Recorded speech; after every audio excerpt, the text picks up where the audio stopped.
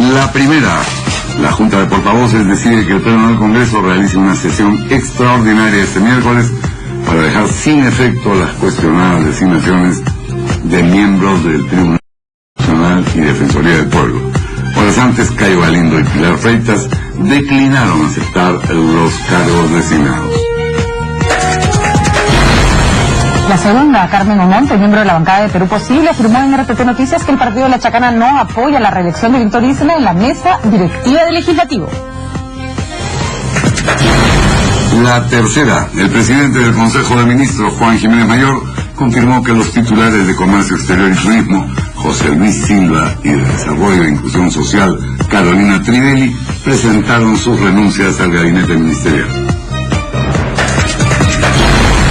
La cuarta, el líder de la oposición en Venezuela, Enrique Capriles, visitó Lima por 24 horas y no fue recibido por el presidente Ollanta Humala. Sin embargo, mantuvo reuniones con otros líderes de la política peruana, como el exmandatario Alan García Flores.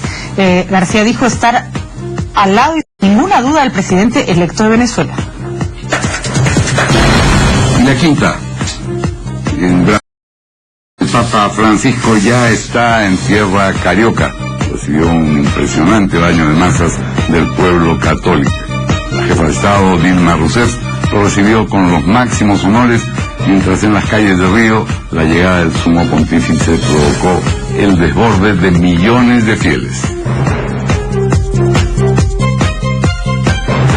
Bueno, pues tenemos de todo para el día de hoy. Sigue pendiente de solución la elección de magistrados, pero ya la Junta de Portavoces tomó la decisión de convocar a una legislatura extraordinaria para este miércoles 24, Patricia. Así es, Guido, para complementar esta primera noticia, y además, por supuesto, nos acompañan nuestros invitados, la congresista Marta Chávez y también el analista Carlos Tapia. ¿Cómo están, señores? Buenas noches, gracias por estar acá. Muy buenas noches, bienvenidos. Quizá vale la pena conversar con la congresista Marta Chávez de Fuerza Popular para que nos explique un poco qué mecanismos serán los que hagan posible la decisión y no la postergación de por lo menos algunos de los funcionarios.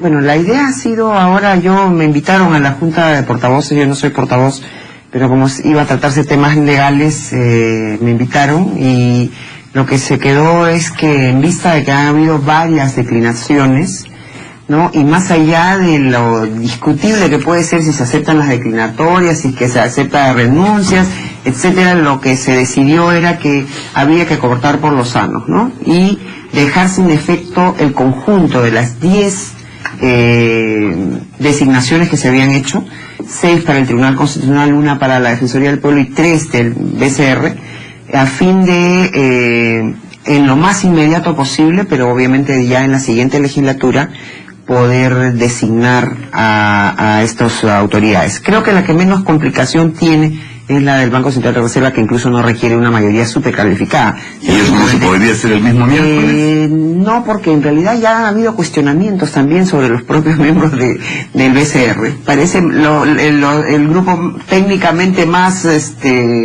neutro, ¿no? Pero igual ya incluso un colegio profesional los ha un poco puesto al descubierto, que no cotizan y tanta cosa. O sea, que siempre se dan esas cosas. Entonces, quizás lo primero pueda hacer en la legislatura siguiente eso. Pero no es requisito para un economista pertenecer al colegio. No, en realidad, pero de todas maneras ya implica pues cierta, ¿no? E inclusive no se necesita ser economista y además, tampoco para ser director de un banco, como el Banco Central de Reserva, necesitas ejercer el título de economista. Y luego lo que viene es la Defensoría del Pueblo y el Tribunal Constitucional, pero en este caso el Tribunal Constitucional sí hay una percepción en los voceros de que es necesario hacer unos ajustes en el sistema de elección, ¿no? Entonces eso quizás pueda tomar, pero la idea es que sea el primer tema sobre el que pueda decidir de una vez, aunque sea por una parte, porque en realidad se ha juntado, ha habido una situación bastante especial, porque se han juntado 6 miembros de 7. Entonces la renovación, cuando es 2 o 3, no es tan dramática, no es tan difícil. Sí. Con esto, Carlos, se corrige lo que ha ocurrido. ¿Cuál es la repercusión en la población, un hecho como el que hemos vivido en estos 3 últimos días? A mí me ha llamado mucho la atención una declaración de Jaime Delgado, que en un programa televisivo, ante una pregunta, contestó: Lo que pasa es que subestimamos la respuesta popular.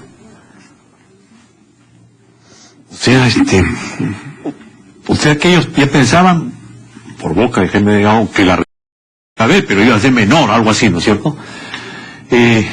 Yo creo que no hay que rebajar la importancia que tiene lo sucedido, ¿no?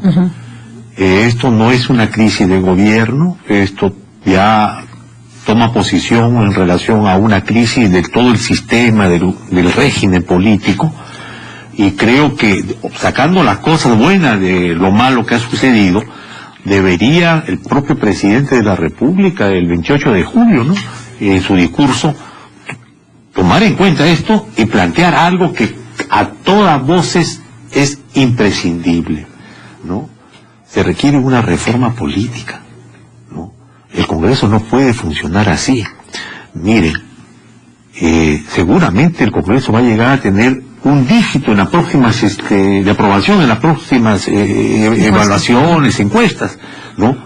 Y si vemos el Poder Judicial, si vemos cómo se llama el Ministerio Público, etcétera, en un régimen que está bien fragilizado, y por lo tanto la población puede desbordarse, ¿no? Felizmente estoy viendo en televisión que es una manifestación tranquila, etcétera, pero ya la CGTP ha llamado para el 27, el 28, entonces tienen los empleados estatales, los empleados... Los empleados estatales tienen un feriado largo, con lo cual... Claro, pero no, pero de todas maneras, o sea, ya la responsabilidad del Ejecutivo es tomar en cuenta no la salida solamente a lo inmediato, ¿no es cierto? Yo sí creo que los 3 miembros del Banco Central de Reserva, los directores, nunca ha habido mayor cuestionamiento a ellos, pero sí en el caso de los miembros del Tribunal Constitucional y la Defensoría del Pueblo. Quizás otro método para que pueda, no digo en este caso, ¿no?, pero mirando ya en perspectiva, otro método de selección, de calificación, que pase al Congreso como terna ya, por el Consejo Nacional de la Magistratura, más no sé qué cosa. Algo en que también la sociedad civil tenga su participación. Ese es el nuevo actor que ahora está ingresando, ¿no es cierto?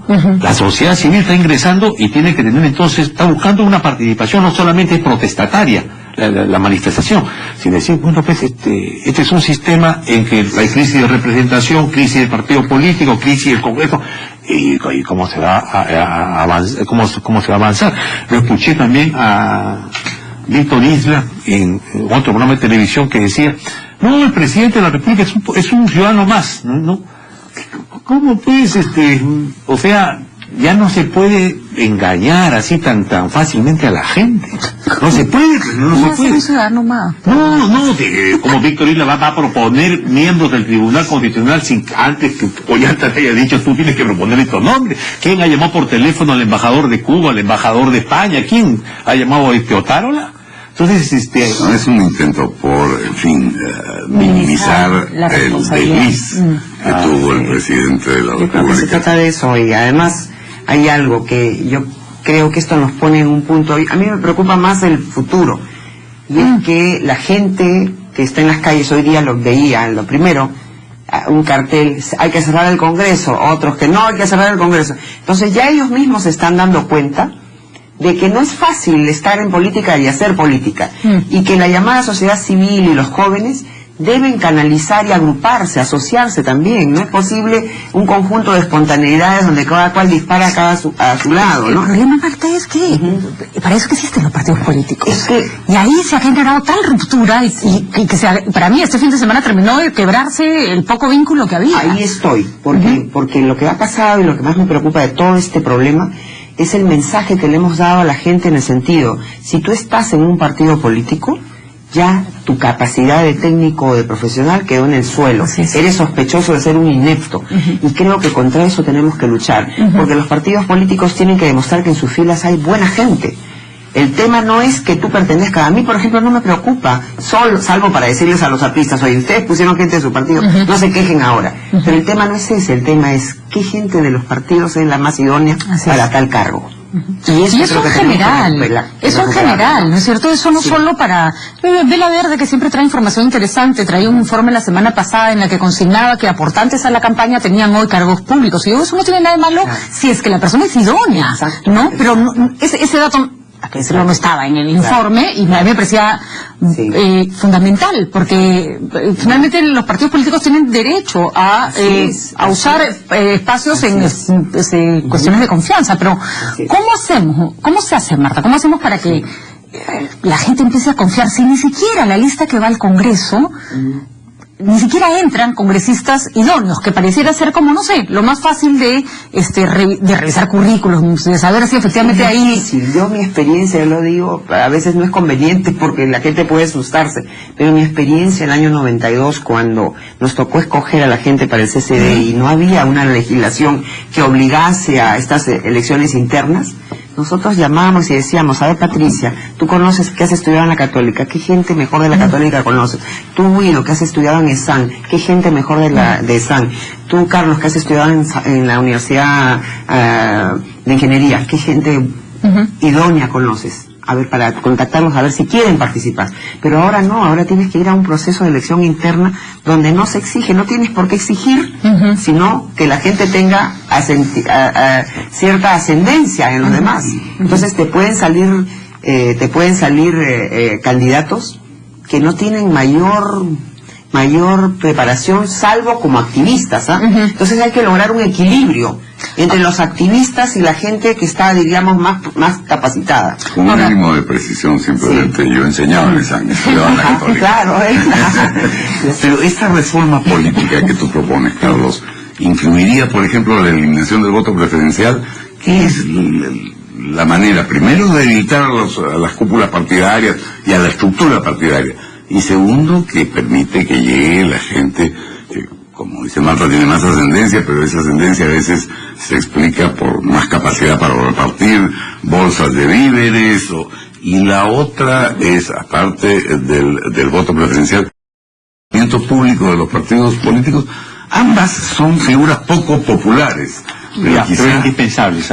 Yo creo que mientras no haya contracorriente de lo que ha dicho la congresista Marta, es que tiene que haber democracia interna en los partidos, porque el hecho que no haya democracia interna, o hay una burla de la democracia interna, ¿no?, de las elecciones, han sido elegidos en una asamblea, ¿no?, entonces, pero la cúpula siempre pone a los determinados los padrones siempre llegan, entonces ese es sí verdaderamente un problema. Por eso el voto preferencial tiene vigencia, pero porque si verdaderamente hubiera democracia interna, ¿no es cierto?, lo suficientemente válida para calificar lo que tú dices, ¿no? Este señor pues es un experimentado técnico en tal cosa, calificado, leal, ¿no es cierto?, programáticamente bueno, ¿por qué no va a ganar pues las elecciones internas? Pero si las elecciones internas es una medida que hay que cumplir y hay que llenar el acta, ¿no es cierto?, pero al final son decididos por la cúpula, ahí sí tenemos mal. Lo del financiamiento, totalmente de acuerdo. El financiamiento, porque eso quizás debilitaría el peso que tienen los aportes al partido. Pero en tercer lugar, la crisis de los partidos no es una crisis solamente peruana.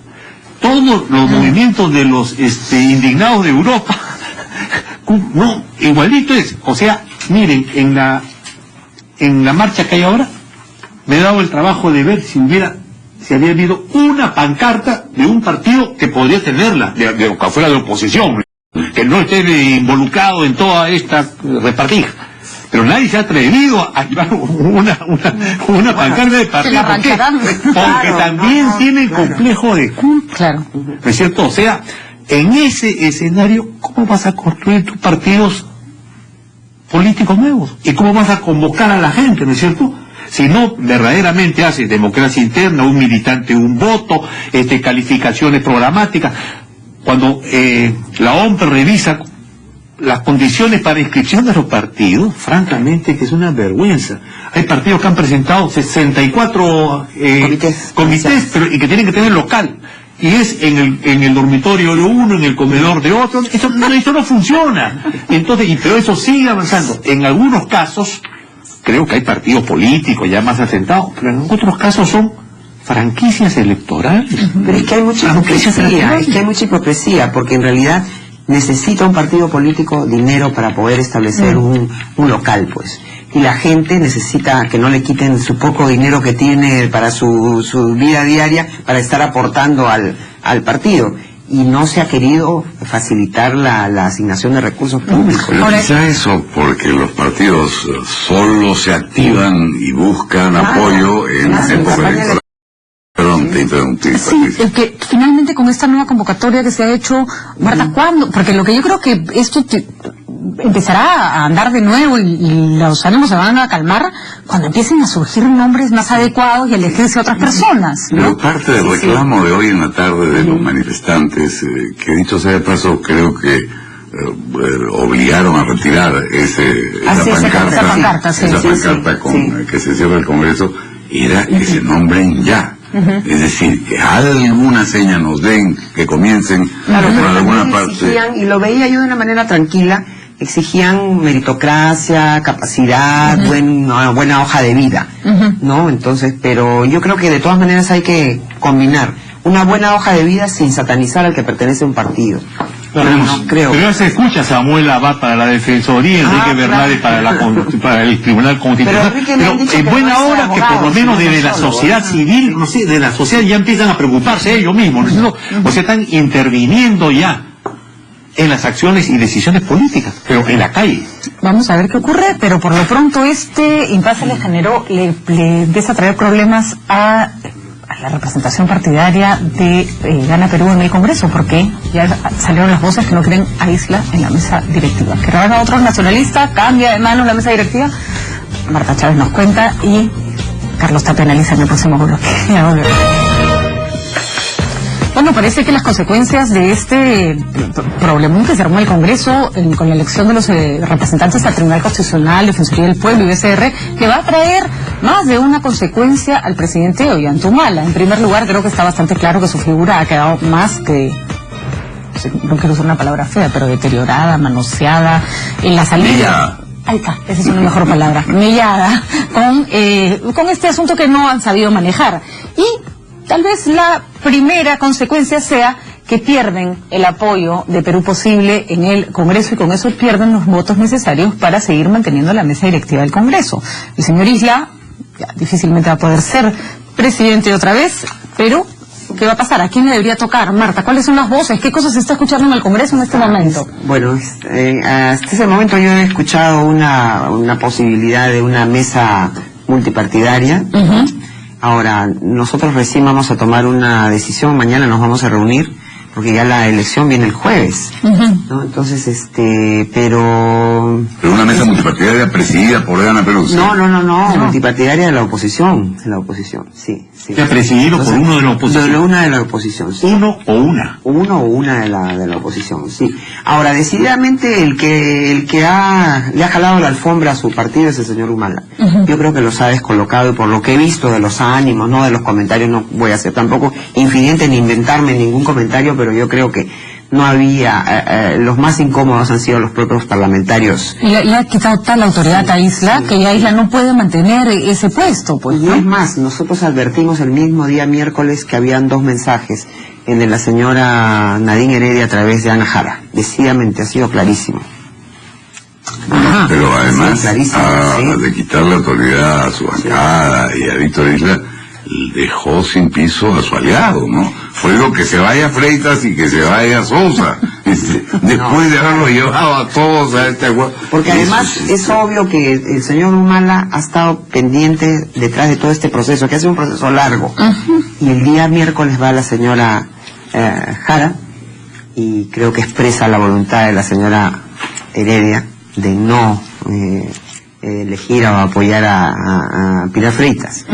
Y al final ha terminado esta crisis en esta ida no invitada del señor Humala, además de lo más, diríamos, poco elegante, de que va a una feria donde no lo esperaban, no estaba invitado. Claro, el protocolo se armó un laberinto, porque apareció el presidente y no sabía qué hacer, ¿no? Y además el propio ministro con toda su sencillez se lo dice, y el presidente va, creo, con el encargo me parece feo. Con el propósito, con digamos. el propósito de decir que la señora Nadine Heredia había ganado. Yo lo veo así. Sí, además le cayeron la platea, ¿no? Sí, totalmente, sí. Pero sí. esta actitud del presidente respecto de su aliado, de Perú Posible, que había propuesto a Pilar Freitas para la Defensoría del Pueblo, de jalarle la alfombra, que es una cosa reiterada, ¿no? Ustedes la vivieron en cabeza propia por primera vez a los pocos meses de gobierno, y entonces el mensaje en ese sentido es: no podemos confiar en la palabra del presidente de la República. Si no pueden confiar en la palabra del presidente de la República, sus aliados, estamos en problemas. Pero no solamente los aliados, sino de todo el país, llamémoslo así, Claro, ¿no es cierto? Pero es verdad, justamente en la política las alianzas, convergencias se dan mucho en la confianza que se tiene sobre el aliado, ¿no es cierto?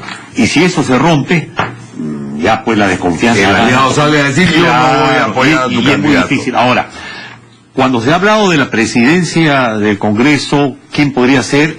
Marta dice, un miembro de la oposición. Yo estaba preguntándome cuáles son los miembros de la oposición ya, ¿por qué? Porque en todo este paquete, yo lo digo con franqueza y claridad, creo que principal responsabilidad lo ha tenido Gana Perú y los fujimoristas, ¿no es cierto? Porque eran, saca la cuenta, 43, 37, o sea, es casi ya la mayoría exigida. Entonces los demás han rellenado y han, ¿cómo se llama?, saqueado esa plataforma. Entonces, ¿quiénes serían ahora la oposición? No, para la mayoría de la gente que está viendo que cambia isla por el problema que se ha suscitado el miércoles pasado en el Congreso, van a decir la oposición. Pero los futbolistas también están metidos en esto, Perú Posible también está metido en esto. Por alusión, por alusión. Sí, por alusión, pero lo mismo que tú dices del presidente vale para Keiko, que también se retracta al día siguiente de una negociación que se había realizado. No, Keiko no se retracta de una... En primer lugar, el audio ese que ha salido demuestra que contra el fujimorismo a sus espaldas, cómo dejarlo de lado, ¿ah? Eso es verdad. Pero ¿por qué votan? Entonces, Marta, eso hubiera sido suficiente para decir, váyanse con su acuerdo de paseo. Eso, para nosotros hubiera sido muy sencillo eso, y es más, habían voces al interno nuestro para decir eso, pero primó la responsabilidad. Somos parte de un colectivo donde al final, si todo el nacionalismo con con el toledismo se unen y en la perspectiva de García Belaúnde lograron los 94 votos. Nosotros tenemos 36 de 130, por lo tanto hay 94 que pueden sacar reforma a la Constitución o lo que sea. Pero el fujimorismo dijo: no podemos estar tampoco extraños a esto y tenemos que tratar de que se equilibre el Tribunal Constitucional. Esa fue nuestra responsabilidad, pero en realidad nosotros podríamos haber tenido, si hubiéramos querido seguir teniendo el papel cómodo, hubiéramos dicho: el día martes no participamos más porque se confirmó que a nosotros nos querían mandar una puñalada por la espalda, ¿no? Pero cuando Keiko y el fujimorismo decide presentar el pedido de sesión extraordinaria para dejar sin efecto, que al final se ha logrado, se ha acordado hoy lo que el fujimorismo propuso, y no es feo decirlo, pero no lo hacemos con afán de victoria, sino para explicar lo que nosotros dijimos un momentito. Si uno de los principales actores de este acuerdo que ha costado 2 años, que es el humanismo, en la boca de su presidente le sacan los pies al plato, entonces el acuerdo se cayó. Es así, no es porque nos hayan cogido a nosotros que hemos considerado que hemos hecho algo malo, algo indebido, no. Nosotros hemos aportado a quién. Sousa, que es un abogado que además nunca se le tachó el humanismo, jamás lo tachó e hizo ninguna observación, y lo acaba de decir ayer un representante de Perú Posible. Digamos que no es elegante que el señor Eguiguren mande una carta diciendo que no quiere estar con gente de ética cuestionada cuando sabía perfectamente con quiénes iba, ¿no? Además, Patricia, ¿quién es el gobernante? El señor Humala le quiso hacer golpe de Estado a Toledo. Ya no hablemos del golpe de Estado que quiso hacerle al presidente Fujimori. Pero de acuerdo, pero era un personaje, digamos... Yo creo que acá la gente además se ha indignado por las personas, pero sobre todo por la forma. Porque a uno puede que no le guste Sousa, al otro puede que no le guste Freitas, al otro puede que no le guste Sardón, al otro puede que no le guste Eguiguren, no sé. El tema es que a la hora que los meten todos en un mismo saco, se pierde la posibilidad de votar en paquete. Pero es que esos han sido los antecedentes. A mí tampoco no me gusta mucho eso, pero así se ha elegido a anteriores miembros del Tribunal Constitucional. Pero además, para la tranquilidad, yo quiero explicar algo. es parte de un acuerdo y fue tan válido el acuerdo que la elección de Freitas ha sido distinta en otro paquete y sin embargo no se cayó la elección de Freitas. Igual, si se hubiera hecho individualmente los 6 miembros del no se hubiera caído ninguno, porque estaba en la mente de todos los partidos que había sido un acuerdo muy difícil de lograr y que había que respetarlo. La única que torpedeó a Freitas, ¿qué pasa? Si no hubiera habido acuerdo, Freitas no hubiera salido elegida. Pero se honró el acuerdo, se honró la palabra. Han sido elecciones distintas. Tribunal Constitucional, Freitas y luego BCR. ¿Se equivocaron? Porque, por ejemplo, Chaput decía el otro día que, bueno, le parece que nadie se había equivocado, que la culpa la tenía la gente que estaba armando alboroto. No, yo creo que la culpa la ha tenido el presidente Humala, que le ha jalado la alfombra a su partido y ha hecho caerse ese acuerdo. Porque ese acuerdo, nunca vamos a estar de acuerdo. Lo mismo y ahora les pongo en el Twitter a los que están en la Plaza San Martín. Ustedes mismos no se ponen de acuerdo. Unos quieren cerrar el Congreso, el otro no. Unos quieren que aparezca un partido, el otro no quiere. Entonces... Ya, pero eso es más fácil en una grupo de gente, digamos, que se organiza espontáneamente, ¿no? Un partido político... No, pero peor en partidos políticos que tienen muy claro cuál es su objetivo político. Peor es aún. Tienen como un mandato ponerse de acuerdo para algunas cosas. No repartir, que era creo lo que la gente reclama. Quiero referirme al término acuchillamiento de la congresista Marta Chávez, porque sí ha habido acuchillamiento, ¿ya? Miren, lo que dice Marta de que los bloques presentados de candidatos para la elección por la forma que anteriormente se había producido, ¿no? Yo sospecho que si hubiera sido voto secreto... Es secreto. No, perdón. No es secreto, por eso, si hubiera sido voto secreto... Todo uno mentiroso, porque yo escucho a toditos los congresistas, sí me arrepiento, pues, porque con no sé qué cosas, sí, pues no sabíamos qué mal hemos cometido, entonces, otros, perdón, bengolea, lo he escuchado decir, no, yo estaba en contra, pero me obligaron, ¿no es cierto?, por el acuerdo partidario. Entonces, ese es el tipo de acuchillamiento, te digo el que dices, todo vota en paquete porque no tenemos confianza. Porque no hay la confianza. Entonces el mensaje que se está dando también en el escenario político es, estos políticos tienen que votar en conjunto porque ni siquiera tienen confianza unos con otros, ¿no? Todo o nada, algo así. No, pero eso todo o nada era Tribunal Constitucional, Defensoría y BCR. Si no se hubiera honrado, a la primera que no se hubiera honrado con el primero del TC, se caía todo. O sea que por ahí no va el tema, por ahí no va el tema. Ha mencionado que esta no es una crisis de gobierno, que es una crisis de sistema, que es mucho peor, pero además hay una crisis de gobierno, algunos ministros comienzan a irse y según el rum callejero, y fuentes normalmente bien informadas, se vienen más cambios, aparte de las 2 renuncias que se han producido simultáneamente hoy, la de Carolina Trivelli y la de el ministro Silva Martínez. Volvemos para comentar esa noticia. Vamos a ver qué está pasando en las calles también, vamos a nuestros titulares.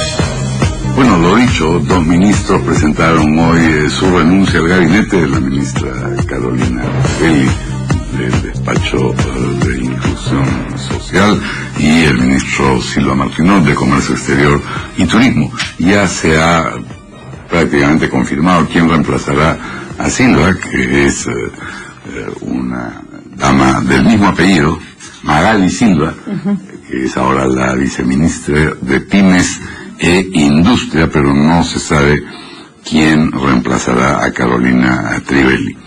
El rum callejero, como yo decía, menciona más cambios en el gabinete. ¿Cuáles le parecerían indispensables a nuestros invitados de hoy? Bueno, a mí me gusta mucho el de la señora Trivelli porque ha demostrado una ineficiencia enorme. Se lanzó a destruir el PRONAS sin tener una alternativa viable, que el programa Caliwarma, el programa Pensión 65, hacía agua.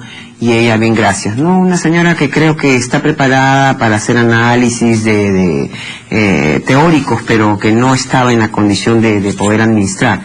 Y creo que da una posibilidad de poner en el lugar a una persona que tenga mucho mayor capacidad. Es un despacho bastante complicado porque tiene en sus manos programas sociales que en su momento pertenecieron al Ministerio de la Mujer y que con la gestión de la señora García Naranjo pues pasaron a la creación de este nuevo ministerio. Entonces yo saludo esa posibilidad, ojalá que sea reemplazada por una persona mucho más operativa, con mayor capacidad de hacer, más que de decir, ¿no? Ahora el señor Silva, yo ya tenía algunas informaciones de que ya estaba un poco definida su salida, ha habido varias controversias al interior con la posición de él frente al Ministerio de Economía y Finanzas, ¿no? Yo creo que también era un cambio necesario, ¿no? No sé cuáles otros cambios. Hubiera esperado que saliera el señor Cateriano de tan penosa actuación y protagonista de algo que todavía por este tema del Tribunal Constitucional y Defensoría del Pueblo ha quedado un poco a la saga, ¿no? Que es el tema del audio ese donde se revela pues una intromisión y un sometimiento y un ninguneo espantoso al presidente de la República y al presidente del Consejo, ¿no? Y más allá de nombres, estamos frente a un gabinete profundamente debilitado. Ya era débil, ¿no? Ya era débil, y después de este laberinto ya creo que el gobierno se está desdibujando, y si el presidente ha perdido piso, le toca un gabinete sólido con un primer ministro que recupere un poco de confianza. Creo que ellos esperaban que se consolide con una sentencia favorable de la Haya, y se les ha ido ese respiro, me parece. Se les pasó hasta octubre, se les ha ido la paloma. La ministra Trivelli, Carolina Trivelli, yo no la descalificaría. No, yo tampoco. Bueno, pero ¿cómo se llama? Pero es verdad que el tránsito de todos los programas sociales que ha tenido que soportar, ciertamente eso desgasta a cualquiera, ¿no? Ahora, la pregunta que yo me hago es, ¿por qué razón estos dos ministros presentan su renuncia antes del 28 de julio, ¿no? Primero, porque si fuera una decisión propiamente presidencial, es obvio que a Ollanta le favorecería que el combo de cambio, en paquete, pues, para demostrar que se produce un viraje. Lo que me hace pensar que verdaderamente sí ha habido la decisión de los ministros, es decir, hasta acá llego, justamente para diferenciarme, no estar en el paquete de cambio, ¿no? Creo que eso es bastante probable. Ahora, yo sí creo que el presidente Ollanta Humala está en una encrucijada. Si no da un mensaje político muy claramente de hacia dónde va definitivamente el país y su régimen político, porque ya sobre la economía hay mayoría de gentes que están de acuerdo, y en todo caso los que critican no tienen el peso suficiente como para poner, no es como el periodo de Alan García, el primer periodo, que todo era la discusión sobre economía, ¿no es cierto? Pero sobre la política sí, o sea, tienen que haber reformas políticas, y allí el presidente Ollanta Humala evade ese tema, ¿no? Como diciendo, yo manejo esto de esta manera y mejor que se quede así nada más, ¿no? Y no se preocupa. ¿No te preocupa la repercusión que da en la sociedad civil y el deterioro que se produce? Entonces se fragiliza pues el régimen político. Y en cualquier otra circunstancia, ahora con la aparición de estos muchachos del movimiento de los indignados, no sé cómo se llaman, ¿no es cierto? Pero pasado mañana otra cosa de ese tipo y también empiezan a aparecer en la calle, lo que demuestra de que los partidos políticos no cumplen su función de ser intermediarios entre el reclamo social y las funciones estatales. Bueno, pero eso ya hace tiempo. El problema es cómo se va a recomponer este gabinete. Yo discrepo con Marta en que Carolina Trivelli era una ministra incompetente. Yo creo que le tocó una cartera bastante complicada, que ha tenido mucho menos problemas que probablemente en otras manos hubiera tenido. Ya veremos quién la reemplaza. Pero no te olvides, Chisme, tuitero, dicen que va a Najara para el MIDIS. Es casi lo mismo, porque en realidad el Ministerio de Inclusión Social fue un desmembramiento del Ministerio de la Mujer. Ahora, Carolina Trivelli recibió un ministerio novísimo. Comenzar desde cero es muy fácil. Ahora, cuando hace 3 semanas nosotros aprobamos una modificación presupuestal para que un remanente de 40 millones de soles del programa del PRONA, del presupuesto 2012, se reasignara. ¿Cómo puede ser que un programa tan necesario como el PRONA tenga excedentes no utilizados? Y cuando vimos la ejecución presupuestal ya al primer semestre, que es el primero de 7 meses prácticamente, 30% de ejecución en programas sociales. Eso es ineficiencia. Cuando hay friaje, cuando hay problemas de salud, cuando hay problemas de alimentación, por favor, que un ministerio tan importante tenga 30% de ejecución presupuestal. Sin embargo, la razón mayor de desaprobación al presidente Humala en las últimas encuestas es el tema de seguridad ciudadana. Yo pensé que ustedes iban a mencionar por propia iniciativa. Casi nos quedaríamos sin gabinete, porque si seguimos así, pero si se va, por favor. Pero si no se va a pegar, yo tengo una observación. ¿Se van otros ministros? Sobre Marta, yo no sé si es cierto que comenzar desde cero es lo más fácil, porque puede ser que comenzar desde cero puede ser también lo más difícil, ¿cierto? Sobre todo si te fijas metas muy ambiciosas. Claro, o sea, la programación, cuando hay un gobierno que no tiene todavía claro hacia dónde va, te dan la responsabilidad de ese tipo de programas sociales, en fin. Pero es verdad, sobre la seguridad ciudadana, acaban de destituir al inspector general de la Policía Nacional, que eso sí es una decisión. El controlador, digamos. Claro, es el tercer hombre de la policía. Pero la seguridad ciudadana sigue siendo, ¿cómo se llama? Tú ibas a decir que eso es una decisión que hay que aplaudir. Yo también coincido. Pero claro. Yo coincido, pero ¿cómo es posible que un señor que llega con los chicharrones que tenía este sujeto llegue a la Inspectoría General? Esa es la pregunta. Está muy bien que haya sido destituido con rapidez y después de una investigación que aparentemente ha tomado varios meses, porque se le acusa de corrupción en el cargo anterior, no en la Inspectoría General. Claro, pero mira, Guido, el problema es que cuando se produce la racia de los generales y coroneles de la policía, muchas veces todo el mundo aplaude y dice, no, está bien, ya eso... No, porque los que suben después de la racia tienen también su carguito de culpa en todo esto, ¿no? Y el tema de seguridad ciudadana para el propio gobierno es la cruz que no le permite remontar el decrecimiento de popularidad, ¿no? Ese tema no se resuelve ahora. Siempre se dice, no, es que es muy complejo, no lo vamos a poder resolver, ¿no? En cierta medida, es verdad, pero ¿sabes qué? Pero no se ve ¿cómo se llama? Una decisión política de otro corte que no sea simplemente administrativa. Yo varias veces he planteado, por ejemplo, ¿por qué no se le da a los municipios la posibilidad de exigir a la comisaría que está en su distrito que le alcance el cuaderno de parte para se puede decir a los ciudadanos que han tenido que quejar?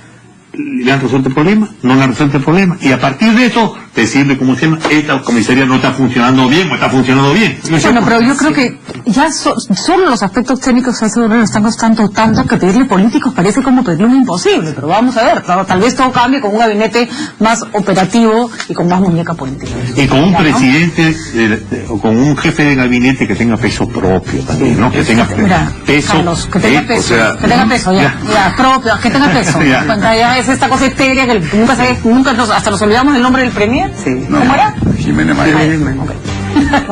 Vamos a una pausa. Bueno, sigue la marcha en las calles en contra de la elección de los miembros del Tribunal Constitucional. Si bien ya se sabe que este proceso se va a volver a dar, creo que la actitud de la gente es que esta vez se dé de buena manera y por supuesto expresar su desacuerdo con respecto a lo que no fue una buena elección. Se calcula que hay 3.000 personas, la marcha es pacífica, ya están avanzando hacia la avenida Bancay. Ahora nos toca analizar otra noticia y es la llegada de Enrique Capriles al Perú. Como sabemos, el líder de la oposición venezolana, que fue elegido en medio de que no fue elegido en medio de una cuestionadísima elección que le dio la presidencia al señor Nicolás Maduro, y él ha hecho una gira por distintos países de Latinoamérica y prácticamente ha sido recibido por los presidentes de todos los lugares a donde ha llegado. No fue el caso del Perú. El presidente Ollanta Humala tuvo que salir corriendo a Puno, no sabemos muy bien para qué, pero así evitó recibirlo. Fue recibido por otros líderes políticos como Alan García, Lourdes Flores Nano. Carlos, ¿le hubiera significado un costo político muy alto a Ollanta Humala recibir a Capriles? ¿No crees que hubiera sido un gesto democrático, así como se ha recibido a otros líderes de oposición de otros países por los presidentes en funciones? Mira, yo soy de la siguiente opinión. Creo que Ollanta Humala no lo debería haber recibido, pero creo que no hubiera puesto el pretexto de que tenía la reunión en Puno para zafarse de ese dilema, ¿no? Ya. En cambio, sí, el partido de Gana Perú debería haberlo recibido, porque es a nivel, ¿cómo se llama?, de liderazgo partidario. No son responsables de funciones estatales venezolanas que vienen acá. Es un dirigente partidario que ha tenido votación. Es verdad que las elecciones no han sido todo lo bueno posible, pero el propio presidente ya lo había reconocido, en fin. A mí lo que me preocupa es la falta de coraje o de decisión, de decir, ¿saben qué? Que lo reciba pues el presidente del partido Gana Perú, ¿no es cierto? Así como lo recibe el APRA, como lo recibe no sé quién, ¿no? Pero yo como presidente, no porque he reconocido al presidente acá y me es incómodo políticamente, ¿no es cierto? Ya, está bien. Pero perdóname, como presidente de UNASUR, Eso. como presidente de UNASUR, Claro, que donde se tomó el compromiso de hacer el recuento y de defender, no le correspondía escuchar al ciudadano Capriles. Olvidémonos del candidato o del presidente electo, como lo ha llamado Alan García, al ciudadano Capriles, al cual los presidentes de UNASUR se comprometieron en Lima a promover un recuento de votos, una auditoría de la elección y a evitar cualquier gesto de violencia, como no le va a corresponder. No, y discúlpame, bueno, yo tengo discrepancia. Yo creo que no debió recibirlo, está bien. La crítica que le hago es el de poner el pretexto de ir a Puno. Ahora, sobre el cuestionamiento de la votación, sí, pero entonces que cuestione el término del Jurado Nacional de Elecciones de Venezuela, el Consejo Nacional Electoral, lo que quiera. Pero ya, ¿por qué ponerlo a nombre de Capriles cuando sabe que Capriles va a utilizarlo en ventaja política y las relaciones de Perú con Venezuela últimamente están también un poco debilitadas? Yo creo que sí, Capriles no correspondía que lo reciba ningún partido, porque él ha venido, hay dos temas. A mí me parece que Capriles se ha dejado encimar a apropiar por el APRA y por Perú, por el PPC. Y tan es así que, si bien en el Congreso inicialmente Luz Salgado y gente del fujimorismo fuimos, inclusive a mí, los que con mayor énfasis pusimos estas mociones para expresar nuestra preocupación ante los actos de violencia que se habían producido en el propio Parlamento en contra de personas del grupo de Capriles, el tema del recuento de votos, antes inclusive de la elección. Sin embargo, cuando vinieron representantes, fueron encimados por los de APRA, por PPC, y nunca nos invitaron. Nos dicen que porque el APRA dijo, no inviten a los fujimoristas. Entonces se dejaron, e inclusive Capriles tuvo unas expresiones bastante lamentables, poco corteses, por lo menos para comparar a Maduro con el presidente Fujimori, ¿no? Entonces yo por lo pronto dije, a mí que ni me llamen. Ahora, yo no me considero además en capacidad de decir Maduro ganó o Capriles ganó. Estoy en una realidad distinta, pero que sigan a los recuentos, que den todas las facilidades, ¿no? Ahora, Capriles ha venido acá buscando al presidente de UNASUR, ¿no? A Humala, presidente del Perú. Y yo creo que yo sí derecho a exigir qué han hecho ustedes, qué seguimiento han hecho a la declaración de Lima. Más allá de que finalmente la elección de Maduro haya sido o no legal, es miembro de una oposición, de un país donde la democracia está cuestionada, y tú tienes que escuchar a ambas partes. Eso no avala ni le da la razón a uno y a otro. Creo que Humala tenía miedo a que Maduro le diga, te equivocaste, has cometido el error de tu vida, Humala, así como se lo dijeron a Roncaliolo, ¿no?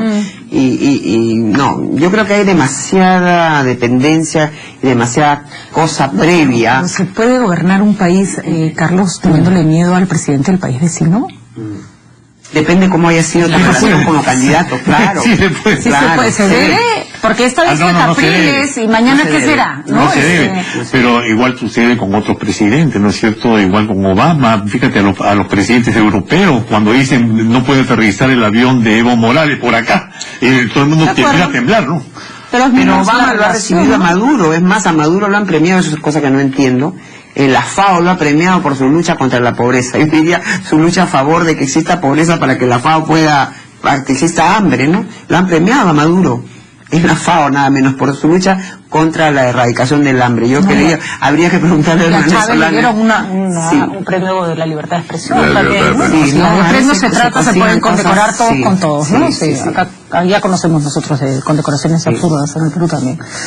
Bueno, y nos vamos al quinto tema de hoy, que es la presencia del Papa Francisco en nuestra región. Está en Brasil, ha optado por visitar en primer lugar, antes que Argentina, que podría haber sido su deseo, al país católico más grande del mundo.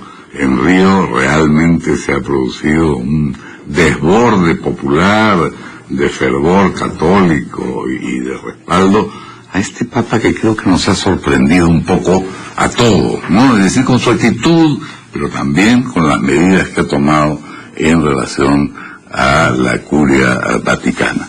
Marta. Sí, bueno, es que saludar la presencia del Santo Padre. Evidentemente todos los católicos tenemos que hacer fuerza espiritual para que su pontificado sea exitoso. Es una reunión de la juventud, ¿no? Qué mejor oportunidad y claro, ha tomado el riesgo, porque no olvidemos que Brasil está en circunstancias también bastante controvertidas, convulsionadas con el tema de la construcción de los estadios para el campeonato mundial, ¿no? Y es un desafío que ha tomado el Papa Francisco, ¿no? De llegar y ojalá que en algún momento venga muy pronto al Perú también, ¿no? Es un Papa carismático ¿no? Se está ganando la cara de Carlos. Carlos, mira. No, yo creo que yo soy católico, pero no soy un católico tan católico, militante, llamémoslo así, ¿no? Pero es obvio que la Iglesia Católica requiere una gran reforma. No puede... Una gran transformación. Claro, una transformación. No una oferta. No puede ser como que la curia romana cada vez empieza a ser deshilachada diciendo este de acá porque era el presidente del banco no sé cuánto, este de acá por la corrupción de acá, este del grupo de gay, que tú dices, déjate de broma pues, ¿no? Y en ese sentido, el Papa Francisco creo que tiene un mensaje más social, ¿no es cierto? Hasta en sus gestos. En el avión no viaja separado de los otros, quiere ocupar en el hotel las mismas habitaciones que utilizan los otros obispos, se considera obispo de Roma. Yo creo que ojalá sea un Papa latinoamericano el que comience a la reforma que requiere la Iglesia Católica. La reforma siempre tiene su contrarreforma, pero quizá el hecho de haber elegido Brasil no es casual, porque si hay algo que quedó pendiente desde los primeros esfuerzos de Juan XXIII, luego continuados con algún entusiasmo por Juan Pablo II, fue digamos, acercamiento con otras iglesias. En primer lugar con la ortodoxa, que para todos los efectos es casi lo mismo que la Iglesia Católica, pero también con los anglicanos y también con algunos grupos protestantes. Lo que pasa en Brasil es que tienen la mayor población católica del mundo, pero el protestantismo va ganando terreno cada vez más. En muchos lugares, bueno, es que decididamente tenemos eso que decía Carlos, ¿no? Que a veces es lo que nos pasa, que creemos que la iglesia es una cuestión de los curas, ¿no? Y la iglesia somos todos, somos actores y nos desprendemos de ella y esperamos qué hacen los curas, qué dicen los curas. Es lo que pasa también en la política. Así es. La política es cuestión de los que están en el Congreso. Claro. Y con la defensa nacional igual, creemos que la defensa nacional es cuestión de... La sociedad civil meterla en la iglesia, ¿no es cierto? Tenemos que ser... en el ordenamiento jerárquico de la iglesia, Más importante es meterla como para que vivan dentro de lo que es una organización. Si yo soy católico, soy parte de una organización. Claro. Si yo quiero hacer política, debo entrar en una organización o crearla, si no me gusta las que existen, ¿no? Eso es lo que yo digo, porque se necesita organización. Mi experiencia... No malas ideas, por favor, que ya hay suficiente. Pero es que van decantándose. Yo digo, si los jóvenes con este ímpetu entran y renuevan la política, habrán algunos partidos que tendrán que ir desapareciendo. Es cuestión de... Sí, el evangelio social, el mensaje del Papa Francisco es muy de hacer la iglesia desde abajo, del sufrimiento de los pobres, en fin. Y en ese sentido sí creo que apunta a generar las condiciones para una reforma de la iglesia católica, que yo creo que está pasando por malos momentos. Y ha instado el Papa a entrar en política, Benedicto también a entrar en política. Es como una obligación cívica de cada persona. Ahora vuélvanse atractivos, pues los partidos políticos se están esperando los jóvenes. La gente joven tiene que hacerlo atractivo. Sí. Nosotros nos despedimos, ya estamos terminando el programa, les agradecemos a nuestros invitados por estar con nosotros. Y a ustedes, amigos, les agradecemos su atención. Sí. Antes de irnos, Pelada, que siempre trae información interesantísima, no voy a hablarles de política porque ya creo que estamos todos un poquito saturados, trae un artículo sobre los mejores dulces de la calle de Lima. Ahí está el señor con su melcocho en la cabeza. Pero lo mejor que tiene es que trae todos los tips de dónde se pueden comer un rampañote, una mazamorra, exacto, con todo, el sanguito, los coquitos, los churros, las yuquitas. Así que, a tragar este 28 de julio, lean Vela Verde. Buenas noches, amigos, hasta mañana. Hasta mañana.